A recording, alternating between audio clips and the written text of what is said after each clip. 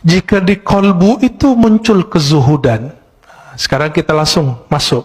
Jika muncul kezuhudan, maka orang itu nanti akan suka puasa. Jadi puasa itu efek warid yang datang ke kolbu. Apa arti warid? Anugerah rohani datang ke kolbu. Zuhud itu nikmat yang lebih besar dari dunia dan seisinya. Orang kalau sudah masuk zuhud ke kolbunya, hidupnya kenyang. Nggak ada keluh kesah, kebahagiaan itu ada meskipun dunia tidak di tangannya. Tapi orang-orang zuhud bukan berarti dia orang miskin. Banyak orang miskin cinta dunia, tiap hari mikirin gimana makan. Berarti dia belum zuhud. Jadi rugi dua kali, udah miskin nggak zuhud. Orang kaya itu paling bisa zuhud karena dunia sudah di tangan. Tapi kalau kolbunya tidak dapat zikir kolbu, jadi kolbu itu punya zikir. Zikir lidah la ilaha illallah, subhanallah. Zikir kolbu Allah, hu, hay, qayyum. Asmaul husna itu zikir kolbu. Dan ini harus diambil dari ahlinya. Sebagaimana kalau kolbu kita sakit, kalau badan kita sakit, kita datang ke dokter. Dan masalah kita semua apa? Masalah kita cuma satu, kita nggak adil dengan kolbu. Giliran sakit badan, ya repot kemana-mana. Ini virus corona aja udah rame kemana-mana, ya. Tapi kalau ada virus kolbu, nggak rame. Udah berapa tahun nggak khusyuk, udah berapa tahun tidak menikmati baca Quran. Kok nggak datang-datang ke ahli kolbu? Waras nggak sih? Gitu. Adil nggak? Ini yang disebut innallaha yuhibbul muqsitin. Maka Allah sebut orang-orang yang berilmu yang adil itu qa'iman bil qist. Orang-orang yang berilmu itu dia betul-betul adil terhadap dirinya. Kita nggak adil. Cari dunia dari pagi jam 6, pulang pun jam 8, 12 jam. Tapi cari akhirat, kita ajak setengah jam aja, bilang apa? Ustadz, saya ini sibuk. Ada seorang ibu-ibu minta diajarkan zikir, kita ajarkan zikir. Terus bilang, Ustadz, nggak ada zikir yang ringan, saya ini sibuk. Saya tanya, ibu umur berapa? 70. 70 karyawati, pragawati, ASN. Enggak, terus apa sibuknya? Bingung juga dia.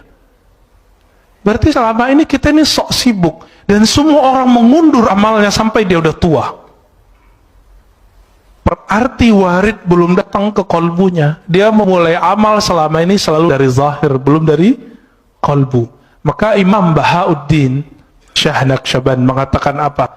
Ketika orang sibuk dengan perkara zahir, maka kajian zikir pertama kami adalah zikir kolbu. Bidayatu tariqatina nihayatu turuq. Awal dari cara zikir kami adalah akhir dari semua zikir yang dipelajari oleh orang-orang di luar. Itu manhaj beliau. Jadi orang kalau sudah sibuk zikir salat baru zikir kolbu. Kalau beliau enggak, kolbu dulu. Kenapa? Ala wahyal qalb. Inilah zikirnya ulama-ulama ahli kolbu. Jika masuk ke kolbu itu al-hirs. Hirs itu ada kesukaan, kerajinan, ya, ada perasaan senang. Maka orang ini akan rajin tahajud, rajin sedekah, rajin semua zikir itu kayaknya ringan di tangannya, ringan di lidahnya. Bapak makan Allah. Dulu seorang kawan saya berdoa, Allahumma adim alaina zikrak. Ya Allah, dawamkan zikir kami kepadamu. Saya tegur, jangan doa begitu. Yang Nabi ajarkan, Allahumma a'inni ala zikrik. Ya Allah, bantu aku menyebut namamu. Karena Nabi tidak pernah mengajarkan, ya Allah, dawamkan zikir di kalbu kami. Itu mustahil kecuali Rasulullah sallallahu alaihi wasallam. Dalam sholat pun kita masih ingat selain Allah Ta'ala. Jika yang datang di kalbu itu syauq, rasa rindu yang dalam, maka orang ini biasanya zikirnya mulai bergerak. Nah, zikir ini yang jarang datang ke kita. minimal gerak mata, matanya nangis, itu zikir rindu. Jadi rindu itu datang dulu ke kolbu, baru saat dia berzikir ada rasa nangis. Bukankah sebagian bapak ibu ketika mendengarkan imam kita tadi sholat teringat mana?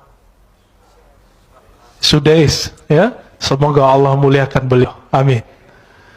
Kita teringat itu. Bagi mereka yang punya pengalaman sholat di belakang Sudais, dia rindu, dia bisa nangis. Itu baru rindu dengan imam dunia. Imam sholat di Mekah. Bagaimana imam la'immah Sayyidina Rasulullah SAW.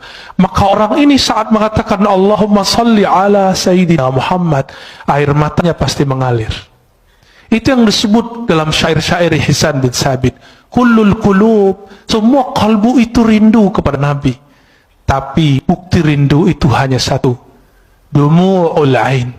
Ketika air mata itu berkaca-kaca, kita air mata itu mengalir.